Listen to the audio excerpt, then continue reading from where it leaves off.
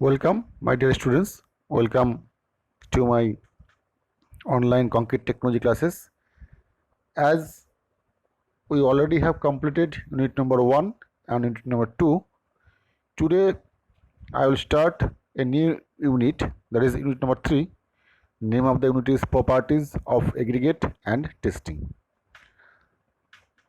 Before starting this unit, আমি তোদের কিছু কথা শেয়ার করতে চাই, দ্যাট ইজ এই চ্যাপ্টার সংক্রান্ত যত রকম টেস্টিং আছে, as like our previous unit that was cement, I told in that class যে ল্যাবের জন্য আমি এখন কোনো ডিসক্রিপশন করছি না, ল্যাব পার্টটুকু আমরা আলাদা করে ভিডিও করব। সে একই কথাটা I am repeating here. Properties of aggregates and testing পার্টটুকু আমি ডিসকাশন করছি না। ফর টেস্টিং পারপাস বা testing part I will make separate video and I will give you.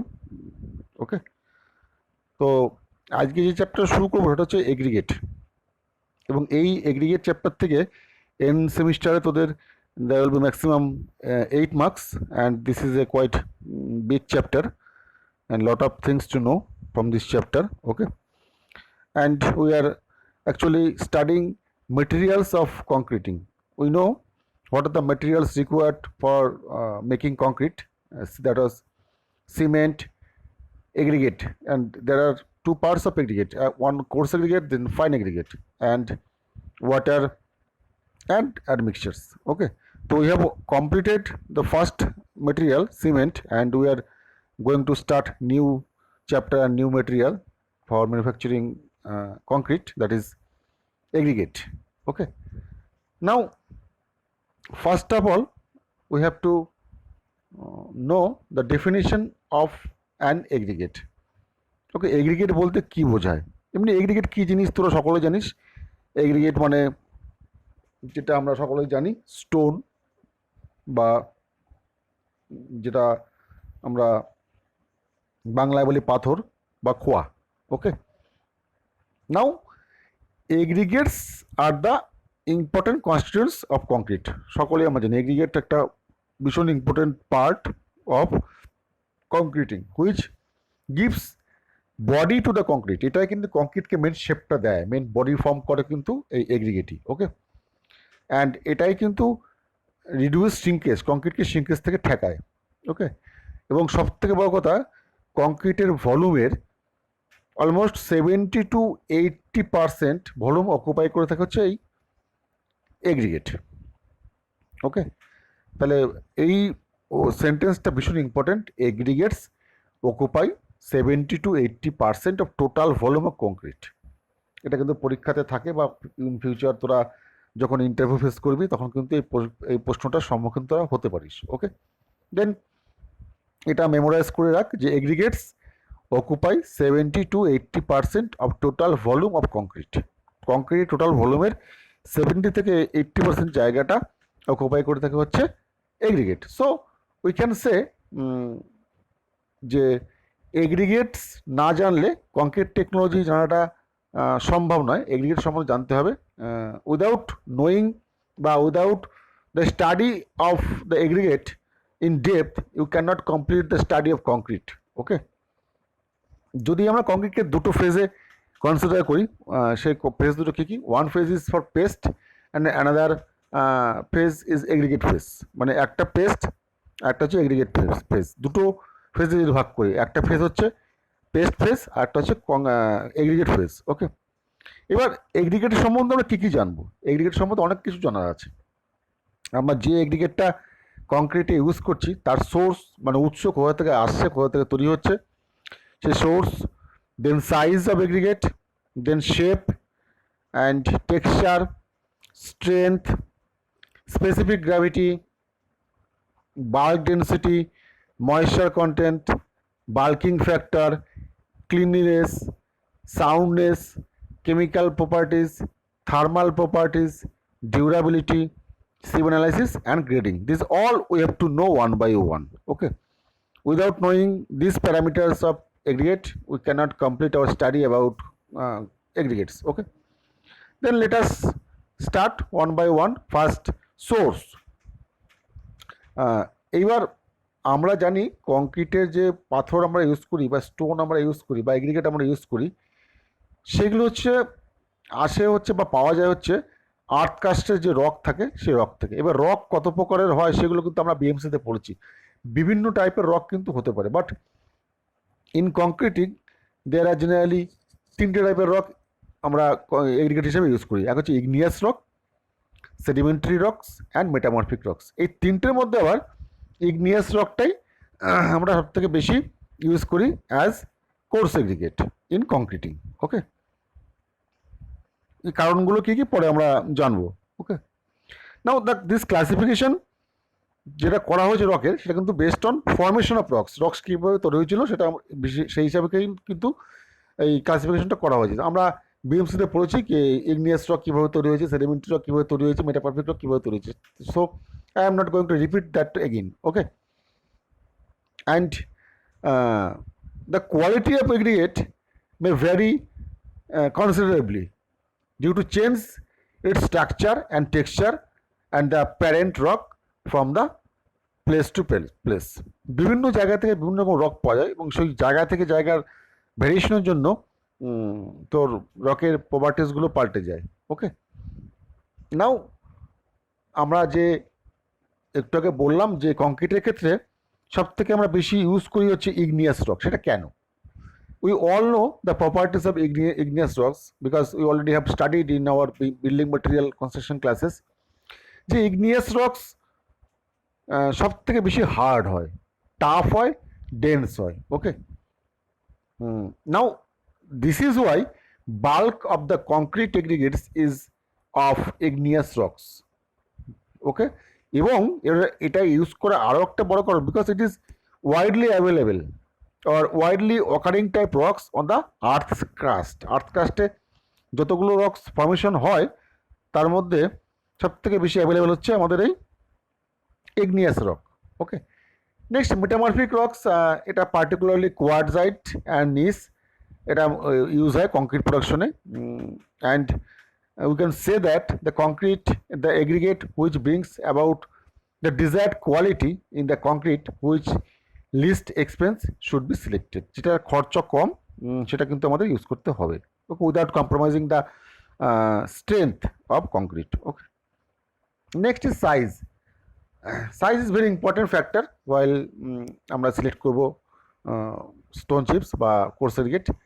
Largest possible size you have to use in concrete as per guideline of IS code. মানে largest possible মানে এমন না তুই এটা বিশাল বড় আকৃতির একটা কোর্স এগ্রিগেট ইউজ করবি, তা নয়। মানে আইএস কোডের গাইডলাইন অনুযায়ী লার্জেস্ট পসিবল সাইজটা তোকে সিলেক্ট করতে হবে বিকজ এটা ইউজ করলে জলের পরিমাণটা কম লাগবে। ওকে, অ্যান্ড সিমেন্টের পরিমাণটাও কম লাগবে, সে কারণে ড্রাইং সিঙ্কেজটাও কম হবে। সেই জন্য আমরা লার্জেস্ট সাইজটা প্রেফার করব। ওকে, and thickness of section, spacing of reinforcement, clear cover, mixing, handling and placing techniques, এগুলো কিছুটা সাইজ ডিপেন্ড করে এগুলোর উপরে, কী সাইজে আমরা এগুলোটা সিলেক্ট করবো সেগুলো ডিপেন্ড করে। ওকে, অ্যান্ড একটা জিনিস চিন্তা কর, যদি একটা সেকশন বা একটা কংক্রিট সেকশন যদি হেভিলি রেনফোর্সড হয়, হেভিলি রেনফোর্স মানে তার মধ্যে যথেষ্ট বেশি পরিমাণে রেনফোর্সমেন্ট রয়েছে বা স্টিল রয়েছে বা লোহা রয়েছে বা রড রয়েছে, তাহলে তুই চিন্তা কর একটা যদি খুব বেশি পরিমাণ কোনো লোহা থাকে তার মধ্যে যখন কংক্রিটটা আমরা ঢালবো, কংক্রিটের সাইজ যদি বড় হয়ে যায় এগ্রিগেটের সাইজ, সেক্ষেত্রে কিন্তু কংক্রিটটা কম্প্যাকশন করা মুশকিল হয়ে যাবে।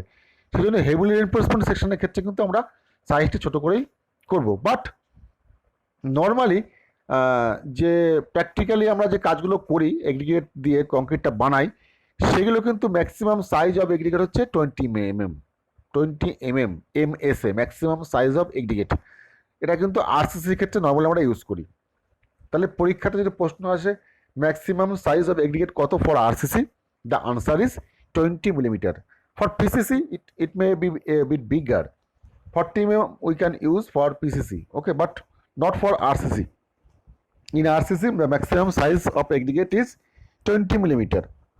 এইবার এখানে একটা মজা আছে। মজাটা কীরকম, তুই যদি দোকানে যাস, দোকানে গিয়ে যদি বলিস দাদা আমাকে 20 mm এগ্রিগেট দিন, দোকানদার কিন্তু তোর মুখের দিকে হা করে তাকিয়ে থাকবে।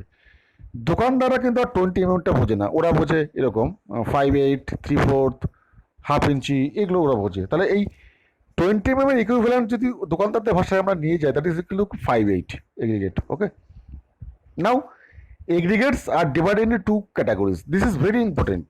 This is very important. এখানে কিন্তু তোরা একটু কেয়ারফুল হও। এগ্রিগেটস আর ডিভাইডেড ইন্টু টু ক্যাটাগরিজ। সেগুলো কী কী? সেগুলো হচ্ছে course aggregate and fine aggregate. Course মানে তোর নাম শুনে বুঝতে পারছিস, কোর্স মানে একটু মোটা বা বড়, ফাইন মানে সরু। এবার কোর্স এগ্রিগেট কাকে বলে? মানে আমরা স্টোন চিপসগুলোকে নর্মালি কিন্তু কোর্স এগ্রিগেট বলে থাকি, আর স্যান্ডকে আমরা ফাইন এগ্রিগেট বলে থাকি।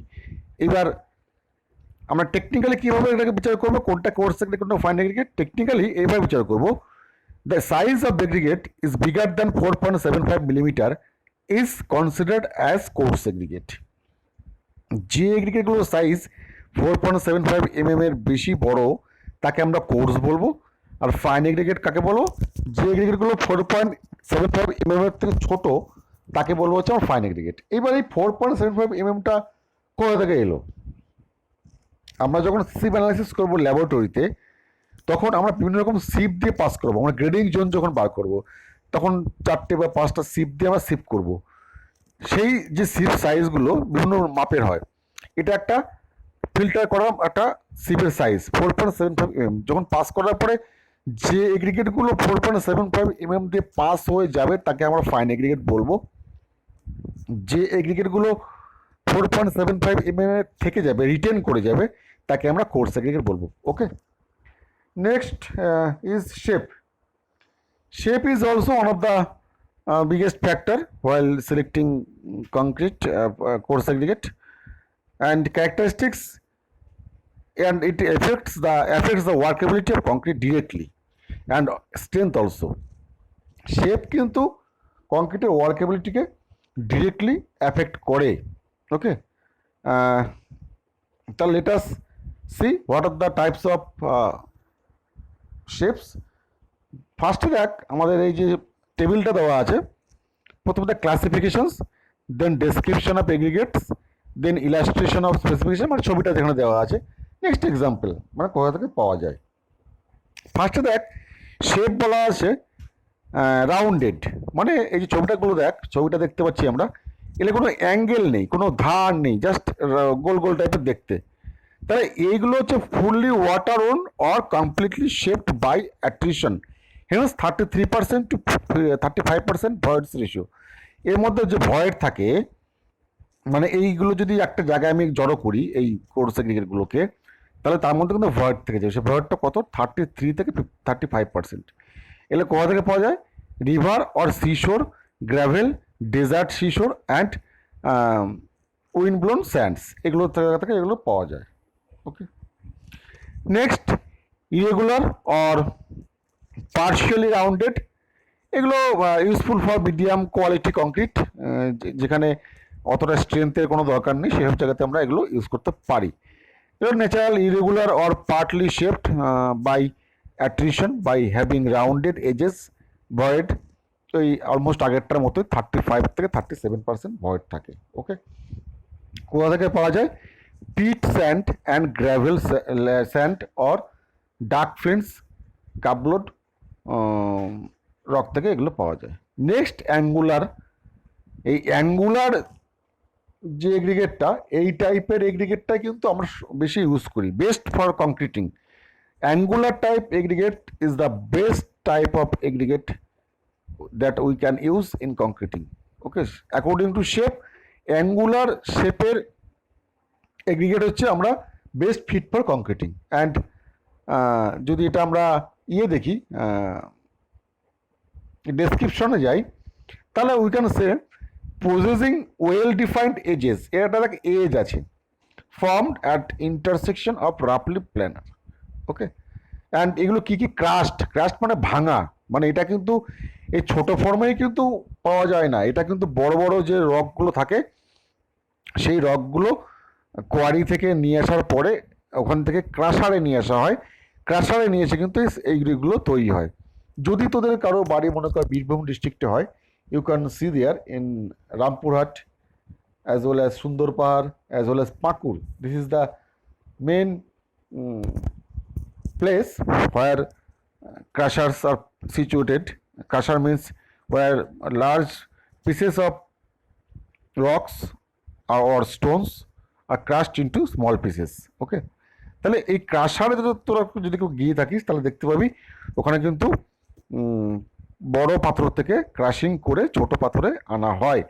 ওকে, ছোট পাথরগুলোই আমাদের কংক্রিটিংয়ে কাজে লাগে, বড় পাথরগুলো আমাদের কংক্রিটিং কাজে লাগবে না। এবং এগুলোর ক্ষেত্রে দেখ ভয়েস থাকে 38 থেকে 41% মতো।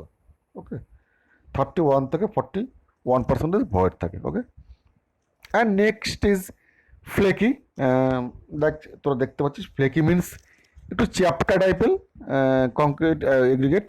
এগুলো suitable for lower grade concrete যেখানে strength is not important. Okay, angular থাকে এগুলো বাট হ্যাভিং স্মল থিকনেস, মানে চ্যাপ্টা হয় as compare to with and length, মানে লেন্থ বেশি বড় হয়ে যাচ্ছে কিন্তু চ্যাপ্টা হয়ে যাচ্ছে। ওকে, এর মধ্যে সবথেকে বেশি পরিমাণ ভয়েডস থাকে। ওকে, অ্যান্ড ফর্মেশন করে পাওয়া যায় লেমিনেটেড রক্স। ওকে, নেক্সট ছবিটা দেখ ইলংগেটেড। ইলংগেটেড মানে হচ্ছে লম্বাটে ধরনের কোর্স এগ্রিগেট। এগুলো is not fit for concreting as it has less strength. Okay, তাহলে এইগুলো হচ্ছে আমাদের গেল শেপ। নাও ফ্লেকি এগ্রিগেট কাকে বলে? ফ্লেকি এগ্রিগেট আমরা দেখ ফ্লেকি আর ইলংগেটেড এই দুটো টেস্টই আমাদের ল্যাবরেটরিতে আছে এবং তোদের সিলেবাসে আছে। ফ্লেকিনেক্স ইন্ডেক্স বার করা এবং ইলংগেশন ইন্ডেক্স বার করা, এই দুটো বার করার জন্য আমাদের ল্যাবরেটরিতে আমাদের পাওয়া যায়, মেশিন পাওয়া যায়। মেশিন মানে equipment, we can measure from there. Now আমি ওই টেস্ট প্রসিডিওরে যাচ্ছি না, জাস্ট আমি ডেফিনেশনটা টাচ করে যাচ্ছি। আমরা যখন আলাদা করে ভিডিও তৈরি করব ফর ল্যাবরেটরি এই এগ্রিগেট টেস্টিংয়ে, সেক্ষেত্রে কিন্তু আমরা ওখানে ব্রডলি ডিসকাশন করবো। ওকে, নাও ফ্লেকি এগ্রিগেট কাকে বলে? Aggregate is said to be flaky when its least dimensions is less than 3/5 of its mean dimensions. এই ওয়ার্ডটা তোরা মনে রাখিস যে ফ্লেকির ক্ষেত্রে least dimension is 3/5 of its mean dimension. Okay, তাহলে সেই স্টোনগুলোকে আমরা বলবো হচ্ছে flaky. This aggregates are angular having small thickness as compare to with where mean dimensions is the average of sheep size through which the aggregate passes and the sheep size on which it is retained. এটা আমরা পরবর্তীকালে discussion করব, don't worry. Okay, next elongated aggregate কাকে বলে? The aggregate is said to be elongated when its length is 2.8 times its mean dimension, মানে মিন ডাইমেনশনের থেকে 2.8 time বড় হয়, তখন তাকে আমরা বলবো হচ্ছে ইলংগেটেড এগ্রিগেট। মানে চ্যাপ্টার যেগুলো যখন আমরা টেস্ট করবো তখন দেখবি একটা ছোট্ট গ্যাপ থাকবে, গ্যাপের মধ্যে পাস হয়ে যাচ্ছে, পাস হয়ে যাওয়া মানে ওটা চ্যাপ্টার এগ্রিগেট। আর ইলংগেটেড মানে একটা লেন্থ দেওয়া থাকবে, সেখান থেকে আমাদের এগ্রিগেটগুলোকে পাস করাতে হবে। যদি আটকে যায় তাহলে ইলংগেটেড মানে বড়, যদি না আটকে তাহলে ছোটো aggregate. Okay, and the next properties for choosing coarse aggregate that is texture. টেক্সচারটা কেমন হবে এটা আমাদের দেখা উচিত। Surface texture is the property which defines whether a particular surface is polished or dull, smooth or rough. মানে আমাদের যে সারফেসটা কোর্স এগ্রিগেটের, তাহলে সেটা যদি একদম প্লেন থাকে, পলিশ থাকে, তাহলে আমরা ইউজ করব না। ওকে, যদি স্মুথ আর রাফ থাকে সেগুলো কিন্তু আমরা ইউজ করব। কেন? এবারে surface texture depends on hardness, grain size, poor structure, structure of the rock and the degree of which forces acting on the particle surface have smoothened or roughened it. এইগুলোর উপর ভিত্তি করে সারফেসটা রাফেন্ড হবে না স্মুথ হবে ঠিক হয়। ওকে, তাহলে স্মুথনেস থাকলে অসুবিধাটা কোথায়? As the surface smoothness increases contact area decreases. যদি স্মুথ সারফেস হয়ে যায় তাহলে কিন্তু কন্ট্যাক্ট এরিয়াটা ডিক্রিজ হয়ে যাবে, কন্ট্যাক্ট এরিয়াটা কমে যাবে। কংক্রিটের মধ্যে যে আমাদের সিমেন্ট পেস্ট থাকে তার সঙ্গে কন্ট্যাক্ট এরিয়াটা ডিক্রিজ হয়ে যাবে যদি সারফেসটা স্মুথ হয়। ওকে, অ্যান্ড সেই কারণে একটু highly polished particle has less bonding area then rough particle. মানে পলিশটা কিন্তু যে আমরা এগ্রিগেটগুলো যদি ইউজ করি তাহলে তার বন্ডিং অনেক কম হবে rather if you use roughed particle. Okay, and next it will therefore permit denser packing for equal workability and hence it will require lower paste content than rough particles. Okay, and it has also been shown by experiments that rough textured aggregate develops higher bond. অবশ্যই যদি সারফেসটা rough থাকে তাহলে it develops higher bond. ওকে, সেই কারণে আমরা rough surface টেক্সচারটা আমরা prefer করব। Next strength is one of the most factor for consider or and while choosing aggregates for concreting. আমাদের দরকার স্ট্রং কংক্রিট তৈরি করার জন্য স্ট্রং এগ্রিগেট দরকার, খুব আমরা সকলেই জানি। And next, aggregates crashing value gives the relative measure of the resistance. Crashing value মানে এটাও আমাদের ল্যাবরেটরিতে টেস্ট আছে, আমি এখন ডিসকাশন করছি না সেজন্য। ক্র্যাশিং ভ্যালু মানে হচ্ছে ওই কংক্রিটের কতটা ওই এগ্রিগেটের স্ট্রেংথ কতটা উইথস্ট্যান্ড সে করতে পারে, কতটা আমি লোড চাপালে সে কতটা পর্যন্ত নিতে পারবে, তারপরে সে ভেঙে গুঁড়ো গুঁড়ো হয়ে যাবে, সেই ভ্যালুটা আমাদের বার করতে হবে। এইটা বার করার জন্য আবার 4টে টেস্ট আছে। ওকে, 4টের মধ্যে আমরা একটাই করব, লস এঞ্জেলস টেস্টটা করব, এছাড়া ইম্প্যাক্ট ভ্যালু টেস্ট করব, আর হচ্ছে অ্যাব্রেশন ভ্যালু টেস্ট করব। এইগুলো আমরা এগ্রিগেটগুলোর ক্ষেত্রে করব। এছাড়া স্পেসিফিক ক্যাভিটি বার করব, বাল্ক ডেন্সিটি বার করবো, এগুলো করবো। স্ট্রেংথ প্যারামিটার আমরা করবো হচ্ছে স্ট্রেংথ, যে আমাদের এগ্রিগেটের দেখবো সেগুলো হচ্ছে আমরা কম্পোজিট স্ট্রেংথ টেস্টটাই আমরা দেখবো হচ্ছে মেনলি কোর্স সার্টিফিকেটের ক্ষেত্রে। ওকে, নেক্সট বাল্ক ডেন্সিটি। বাল্ক ডেন্সিটিটা কী জিনিস, এটা খুবই সহজ জিনিস, জাস্ট একটু বুঝে নে। Bulk density for course certificates is defined as the ratio of net weight of aggregate to the total volume of aggregate and generally expressed in kg per liter. মানে তোকে আমি সংক্ষেপে বুঝিয়ে দিচ্ছি। ধর একটা কন্টেনার আছে, তার ভলিউম মনে কর 3 লিটার বা 4 লিটার বা 5 লিটার, হোয়াট এভার মেবি। তাহলে ওই ভলিউম কন্টেনারের মধ্যে আমি কিছু কোর্স এগ্রিগেট ভরে দিলাম। ওকে, তাহলে ওই এক কন্টেনারের মধ্যে যতটা আমি কোর্স এগ্রিগেট ভরলাম তাতে একটা ওয়েট থাকবে, সে ওয়েটটা আমি বার করলাম। তার মানে অত কেজি পার লিটার বার করতে হবে।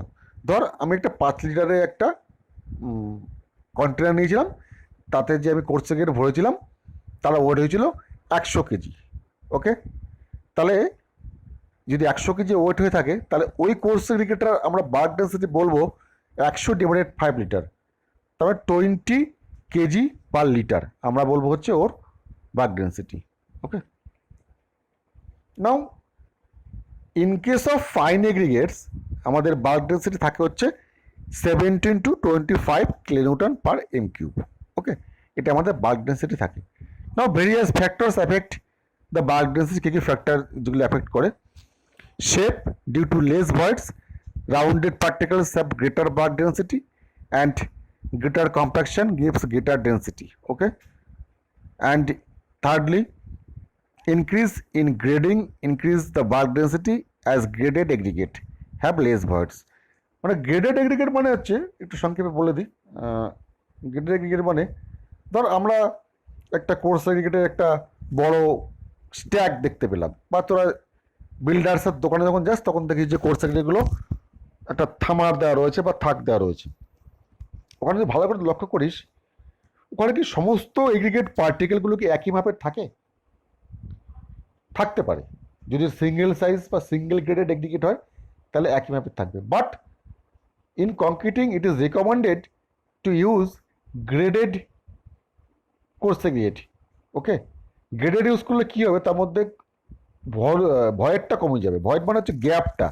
নর্মালি তুই কংক্রিটের মধ্যে যে ইনগ্রেডিয়েন্টগুলো থাকে, cement, sand, coarse aggregate, fine aggregate, এগুলো যে মেশানোর পরে তার মধ্যে ভয়েড থাকে। এবার এই ভয়েডটা যদি সিঙ্গেল সাইজ এগ্রিগেট হয় সেক্ষেত্রে ভয়েডটা বেশি থাকে, আর যদি গ্রেডেড এগ্রিগেট হয় তাহলে ভয়েডটা কম থাকে। তো ভয়েডটা বের করে দেওয়া আমাদের উদ্দেশ্য, সো আমরা ইউজ করবো হচ্ছে graded aggregate. Okay, next, bulk density of an aggregate gives valuable information regarding the shape and grading of the aggregate. Bulk density shows how densely the aggregate is packed when filled in a standard manner. Bulk density আমাদের কিন্তু ওর সম্বন্ধে জানায় যে কতটা densely it was packed. sorry. And the lastly, the sample which is gives the minimum words or the one which gives maximum bulk density is taken as the appropriate sample of aggregate for making an economical mix. Okay, economical mix তৈরি করতে গেলে আমাদের এই টাইপের cross segregate use করতে হবে। ওকে, তাহলে today up to this we have yet not finished the criteria for selecting cross segregate, because video is getting bigger and bigger. That's why I am cutting today, and we will resume this discussion next lecture. Okay, thank you.